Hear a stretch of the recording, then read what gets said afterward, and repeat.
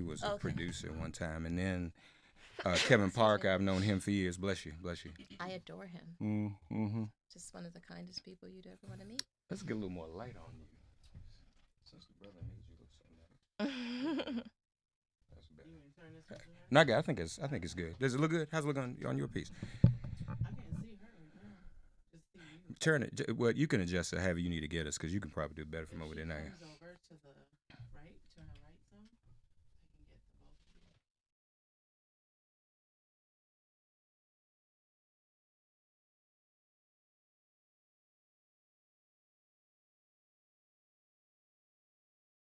That's just All right. So we rolling. You can see me, right? All right. I told you could. You go ahead. You can go and start. all right, Kiki. um, ladies and gentlemen, here in the studio with us, the author of Unhinged, Omarosa Manigault Newman, Reverend Omarosa, right? Yes. You are an ordained minister. How are you? I'm Thank well. you for coming Thank here. you. Thank you for being here. So, first of all, right in the midst of this hurricane, you write in the book about Donald Trump's behavior in Puerto Rico, and you talked about his lack of empathy, and based on that, should anyone be comforted by how he may or may not respond to this hurricane right here in the present? Well, we watched it today. He was asked, "How do you think you did in Puerto Rico?" And Right. the man looked straight in the camera and said, "We did an excellent job." Right. That should be concerning to any Americans, as we saw 3,000 plus deaths. In addition to that, he then went to Twitter and attacked a woman of color, the mayor of San Juan. We should all be very concerned. That's not the behavior we should expect from the president of this country, nor the leader of the free world. You've also talked about his mental state a great deal. Do you think he has dementia? Well, first of all, I'm not a doctor. Right. I have known him long enough to have an opinion. His father had Alzheimer's, and he started to exhibit those symptoms in his late 60s and his 70s. So Donald Trump is 72, and he's starting to show some of those kind of symptoms, the forgetfulness. He's slurring his words. So he's showing some type of neurological decline. You also mentioned that in the press conference he gave with the water issue, and after it was over, he had some type of episode. Mm-hmm. You write that in the book. Well, it was hard for him, if you watched it, to hold the. I think he took both hands, and everybody was mocking it on Twitter, but I was actually concerned when I saw it. It's not hard to take a bottle to your mouth and drink from it, but he was struggling to do that. Yeah. And just recently, he was trying to say the word anonymous. It wasn't. It wasn't mispronunciation. He was having difficulties enunciating the word. He slurs a lot.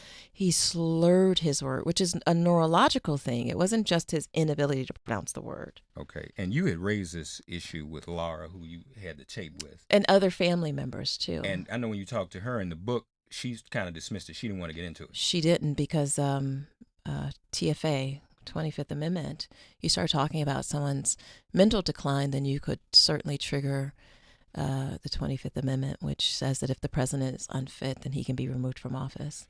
You've talked about the marriage and some of the questions there. You cite an interesting point when Ivana Trump said she was the real first lady.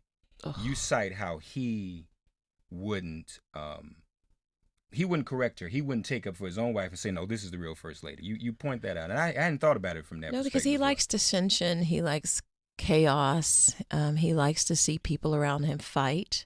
And he pits people together for his own amusement. Yeah. I also, something that's not been covered much in the media, but it's in the book, the HBCU initiative that you were trying to pull together, but you mentioned that Betsy DeVos tried to shut it down. She did. In fact, she sent a press release out that said the conference has been canceled, and we were like, well, that's news to us. And I had to turn around and have the president make a statement, and for the White House to issue another press release behind her saying, no, it's not canceled. It's being moved to the White House, where Omarosa will oversee it. when were you first made aware of, or when did you first know of um, his relationship with Russia or his closeness with Putin? Until I saw the intelligence report, I did not know the extent of Russia's influence in the election, nor their engagement in the Trump campaign. You didn't? I did not know, but that report is airtight. The entire intelligence community has come forward to say that they know definitively that Russia interfered to the advantage of Donald Trump. And you've accepted that as well? You agree with that? I believe in the intelligence community. I mean, these are all the intelligence organizations. And so certainly I believe in their findings. The report is airtight, and there's no question in my mind that what they state took place did. And they have gone after Russian agents. They've arrested them. They have gone after individuals in the Trump campaign, from Manafort to Papadopoulos to others. Mike Flynn is a good example, who was having meetings and discussions with the Russian ambassador. And he first said he didn't have meetings with them, and then he had to come back and say he did. Jeff Sessions sitting in the same foreign policy meeting where Russia was discussed, So there's enough evidence. You have already publicly speculated. I think, is it Nick Ayers? Is that his name? You think he wrote the personal op-ed. opinion? I don't want to get sued. But some suspected, based upon what the writings that Kellyanne Conway's husband has submitted, they thought it might have come from that camp. And you do cite in the book how much she was in favor of Ted Cruz and how she flipped. I mean, in 2 seconds, we got the nomination. The day before, I was on a Yahoo interview with her with Katie Couric. And she was laying into me. She was laying into Trump. She was tearing him down. A week later, she was on our campaign. So do you think that maybe at least she could be one of those people in the Woodward book who's moving documents, making sure he doesn't see them and all like that? I think you have to look at who has the most to gain. Who has the most to gain? And the simple answer to that is the office that has the most to gain from something like this is Pence's office. Pence's office. Because what does Kellyanne gain, from something like that? It in my mind, based on the writing style, I went back through the emails, the memos. It is spot on to the type of communication that comes out of the vice president's office: correspondence, memos, emails. And the word lodestar is kind of a giveaway too. Who else uses that word? Well, everyone's kind of zeroed in on that, but there are other clues in the op-ed. But yes, lodestar is a very unusual word. And what happens is you pick up on terms when you're working around somebody. So I don't necessarily believe that Mike Pence wrote it, but certainly somebody on his staff. Okay. So I asked you a question at the debate October 10th. I want you to take a look at this because it's relevant to something. Hey, video. Right. If you could turn around right behind you and take a look. Is it true that Donald Trump used the N-word? Is it true there's a report, there's a tape of him using the N-word? Not true. If it not come true. out, would you still I'm support not going it? to speculate. That's not true. I don't have to speculate. Now that's I October. was so passionate that wasn't the case. But in the book it says that the very next day a tweet came out. But no, it was on the 11th was the conversation with you and Katrina Pearson. I forget the other young woman's name, and that's the tape you released. Well, no, remember the tweet came out. Okay. The tweet came out from the producer of The Apprentice right after the debate, the same time frame, and the tweet said that if you think the Access Hollywood tapes are bad, you should hear The Apprentice tapes. And the conversation we were having with Katrina Pearson and Leon Patton that next day was about that tweet and then the subsequent interview that producer had about the exposure. But until he tweeted that, you saw me, I was 100% in. There's no way he could say it. I don't believe it. I was passionate until he tweeted that. And that's in the book. I would have never, ever imagined that Donald Trump used that word. Have you heard the tape? Or I've heard the tape. You've actually heard him say the tape. And I suspect that they're going to release the tape around the midterms to damage Donald Trump for maximum impact. What's the next tape you're going to release? Who says I'm going to release it? Well, you say you got thousands. So I mean, I never said that. I saw that reporting, but that never came out of my mouth. Okay. You don't have a lot of tapes. Well, I'm in the middle of arbitration with Donald Trump about said tapes and about the NDA for the campaign and all that. So I can't go into a whole lot of details about the amount, the length, this, the that. All I can say is that I'm certainly glad that I did, and I protected myself because without that, people wouldn't believe that I was taken into the Situation Room. You hear the voice of General Kelly saying, things can get ugly for you, or there'll be damage to your reputation, or I'm going to court-martial you. Without hearing that, it's hard to believe it. Have you had a second interview with Mueller? I haven't talked about my how many or how long, but I have been cooperating and will continue to cooperate with the Mueller team and the Mueller investigation because it's important. You are a minister. I am. So, well, first let me ask you this. Sure. Obviously, there's this conversation within our community, within the African American community about, and just to use the vernacular, whether or not you should be invited back to the barbecue. Well, don't worry about it. I'm throwing my your- own cookout. I have established a position on my own where I'm the one throwing the cookout.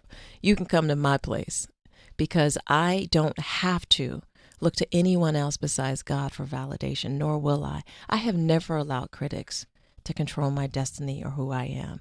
But do you want to heal with the black community? I have already done that. I've already done that. The people who don't like me were people who, decided that black people shouldn't be in the political process, that they should sit out 4 years of the Trump administration. They thought their candidate, Hillary Clinton, should win and no black person should work for her. I appreciate that. But I had differing views. And if we can't, even on different sides, come to the table and have a dialogue, they're not really people who understand how important that we have to stay engaged. You can't just shut down for 4 years of Trump, or the effects of it will be felt in our community for generations to come. I need you to respond to something that another guest said to me, Michael Steele. How much time do we have? We know we're live streaming Okay. too. We're on the thing, so hold on. Just give me a second. Liam, I know. Michael Steele said that he gave lists of African Americans for the White House to hire or to consider hiring. When did he do that? He said that he did that in transition, right? In transition. Good. And I'm glad you're saying and I this. want you to, let me finish because I want you to explain this. Yes. Give you a chance to respond. He claims that you blocked all other potential African American hires. So, what's your reaction? So to that? during transition, he's saying that I had the power in transition. I'm running things in the presidential transition to determine who got hired and fired in 3,000 jobs. I appreciate Michael Steele trying to give me that much power, but I was simply in the Office of Public Liaison, not in HR. There was a department that was responsible for hiring, and he should have probably dealt with them. But to blame me for his inability to navigate Trump world is beyond me. Don't forget, the chief of staff of the White House was who? Reince Priebus. Right. Michael Steele and Reince Priebus have a very deep, dark history. Reince Priebus ran against Michael Steele and defeated him. So who's the real beef with? I think Michael Steele needs to come to terms with Reince Priebus shut him out of the RNC, said that Michael Steele was a thief, said that he stole money, and said that he couldn't be trusted. So if he comes to the White House and say Reince Priebus hired people, don't you think it's Reince Priebus who determined he didn't want to work with Michael Steele's people instead of me? Michael, stop blaming me for the fact that you and Reince Priebus have beef, because I don't have anything to do with it. Reince Priebus shut you down in the RNC, and he shut you down in the White House. And instead of saying that, he's blaming little old me. And that is just the fact. The fact is Reince Priebus didn't want Michael Steele or his people anywhere near the White House. And he should start telling the truth about that.